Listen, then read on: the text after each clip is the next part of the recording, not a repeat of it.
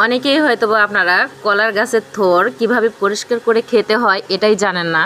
তো সেটা আপনি দেখেন কিভাবে কলার গাছের থোর পরিষ্কার করতে হয় বা বেছে খেতে হয়, মানে রান্না করতে হয়, কাটতে হয়, এগুলো হয়তো অনেকেই জানেন না। তো ভাবি এটা উপরে ওঠাও, দেখাও কিভাবে এটা কাটতে হয়। এই যে ভেতরে একটা আছে আপনার, একটা ছোট চিকন একটা পাইপের মতন আছে, এটা তুলে ফেলতে হয়। এটা বের করলে তার সাথে আরেকটা আছে ছোট, ওটাও দেখাও, একটু উপরে ওঠাও ভিডিওটা। হ্যাঁ, এই যে ওইটা ফেলে দিতে হয়।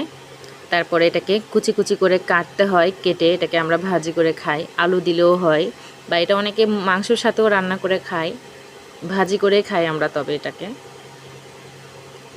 আর কোন জেলায় কে কীভাবে এটাকে খান বা কে কী নামে চেনেন সেটা আপনারা জানাবেন।